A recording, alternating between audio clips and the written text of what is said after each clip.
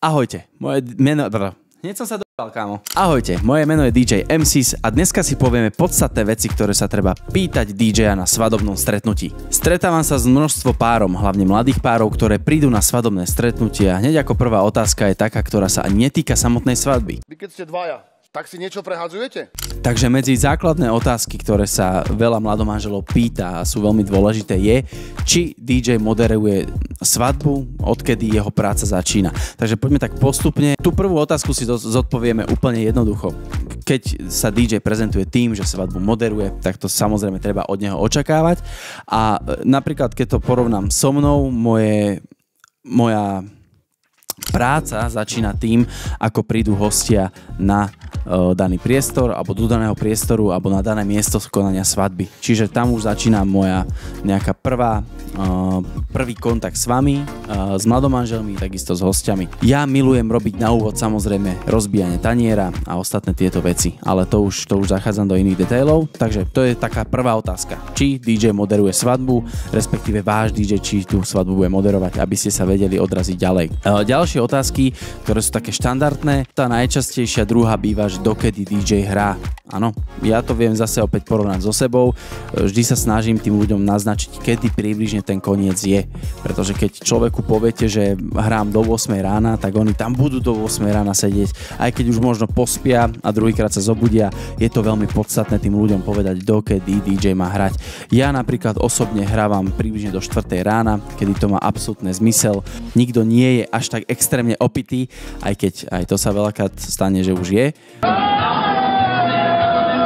Ale to nevadí. Je to podstatné povedať a vtedy vedia aj mladomanželia, ako sa majú nastaviť, poprípade vybaviť nejaký odvoz svojim hosťom a tak ďalej. Tretia najčastejšia otázka, ktorá je veľmi samozrejmá, je, že to, na čo sme sa dohodli po finančnej stránke, či stále platí, alebo sa to vie meniť.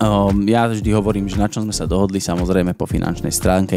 To platí, za danú službu sa platí toľko a toľko peňazí. Toto dáme, že ale, čiarka, tam to strihneš. Jak som končil?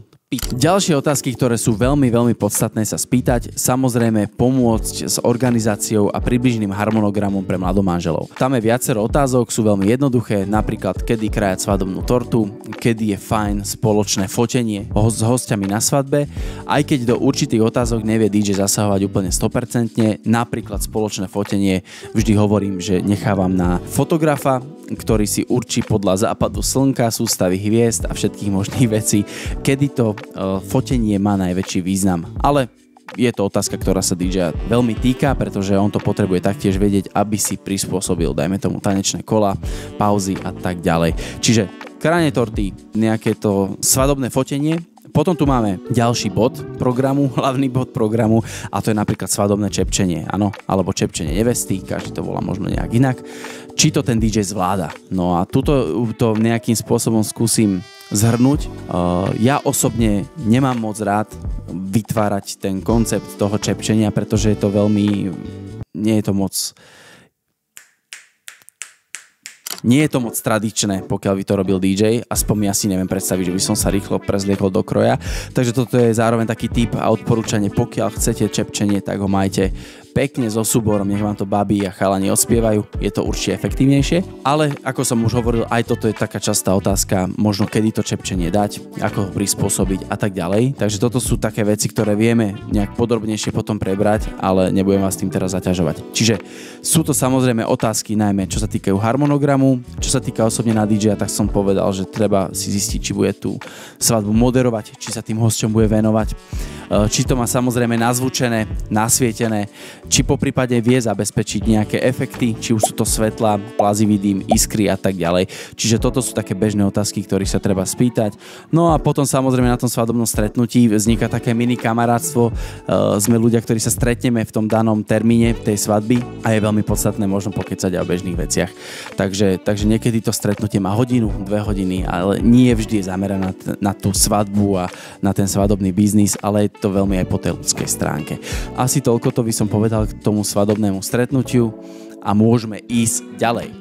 Malá pauzička, prosím, napíš mi do komentáru, či si DJ, nevesta, ženích alebo bežný človek, ktorý nakupuje práve v Tesku a pozerá toto video. Veľmi mi to pomôže. Ďakujem. Martin, budeme mať kapelu, budeme mať možno nejakého speváka, ako toto celé prebieha. Taktiež to je veľmi dôležitá otázka, ale zároveň to bude aj dnešná téma, pretože k tomu mám povedať určite viac. Čo je veľmi dôležité, je spojiť DJ-a s kapelou, aby sa vedeli na nejakých veciach dohodnúť, či už to je na nejakú tému ozvučenia alebo toho priestoru, kde sa budú nachádzať a tak ďalej. Čo je veľmi veľké špecifikum je zavolať si interpreta, ktorý možno príde a vy si myslíte, že len chytí mikrofón a celé to odspieva, no veľakrát to tak nie je. Potrebujete ho nazvučiť, potrebuje možno zvukára, nejaké mikrofóny navyše, možno nejaké reproduktory navyše typu nejaký odposluch a tak ďalej.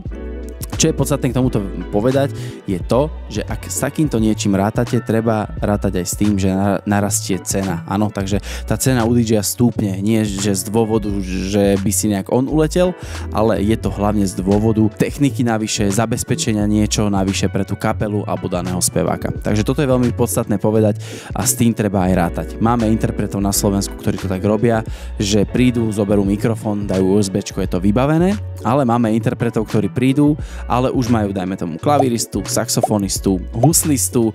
Aby som uvedol ešte konkrétnejší príklad, máme kapelu, ktorá sa štandardne skladá nejakého bubeníka, dajme tomu klaviristu, gitaristu a hlavného speváka. Už len tieto 4 osoby, ktoré som vymenoval, potrebujú samozrejme mať nejaký mikrofón, dajme tomu na spev, alebo vokál, alebo niečo podobné.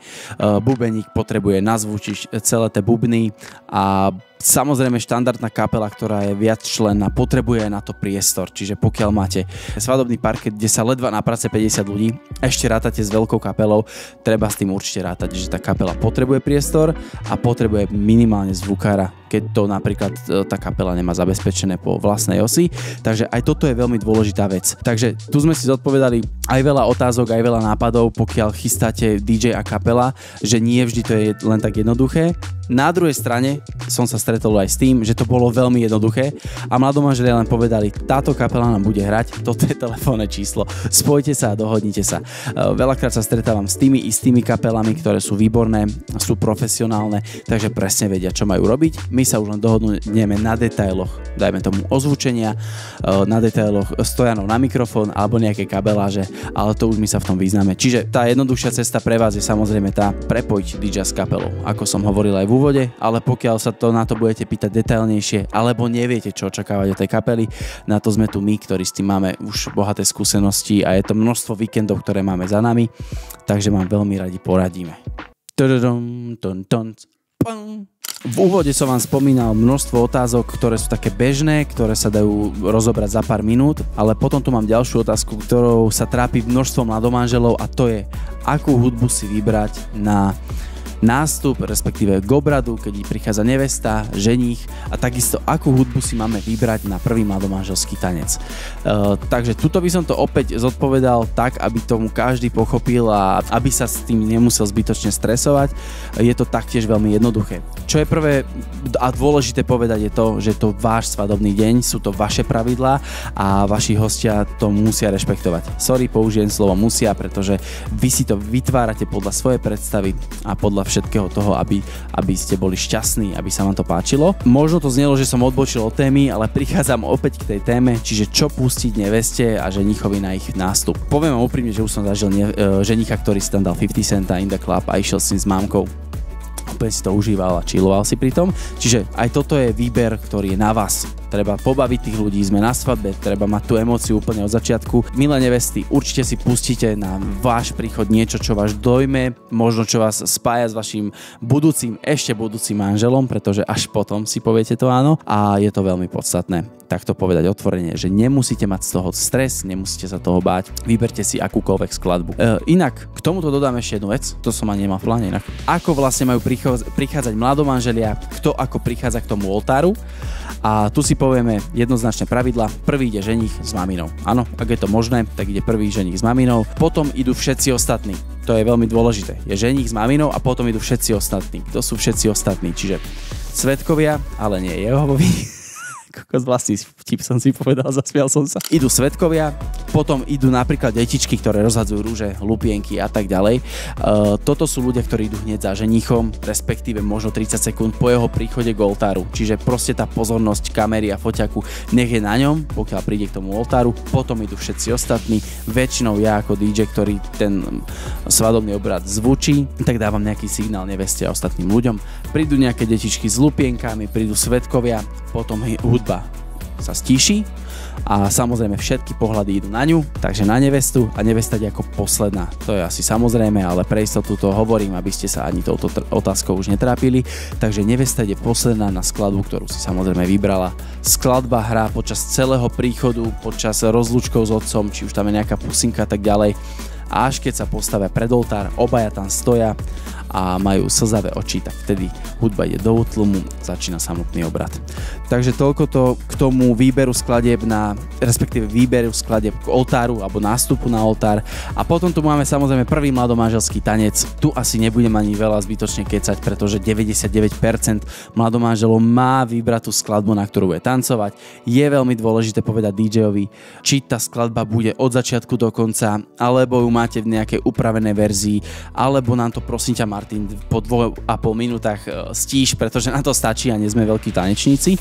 Ale čo sa týka konkrétnej hudby, tak to vám veľmi poradiť neviem, pretože je to na každom z vás, či ste tanečne na tom tak dobre, aby ste si vybrali valčík, alebo to bude medveďku daj labku z nohy na nohu, hej, a v tom prípade stačí nejaký slaďak, či už to bude zahraničný alebo slovenský, absolútne jedno.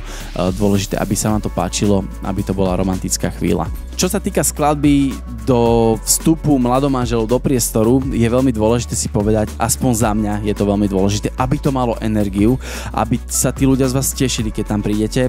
Mám rád verzie skladieb, ktoré sú dosť rytmické, ktoré majú energiu. Ja už mám obľúbenú, ktorú možno poznáte z mojich odpovedí na otázky na Instagrame. Je to Avicii Levels, pre mňa je to úplná energia, alebo je to nejaké Love is in the Air, takisto známa skladba, není úplne pomalá, je rytmická, ale toto sú skladby, s ktorými sa stretávate možno aj vy často, preto aj v tomto dávam voľnú ruku mladomanželom, aby sa možno nad tým zamýšľali, že pokiaľ vyrastali na niečom, čo ich nejakým spôsobom spája s tým životom, tak si to tam kľudne môžu dať, či to bude nejaká Rihanna alebo nejaký fajn R&B song. Ten nástup má byť totálne rytmický. Svadba začína, vaši hostia na vás čakajú, takže aj to je veľmi podstatné povedať, aby ste sa tohto nebali, možno nejak experimentovať s touto skladbou.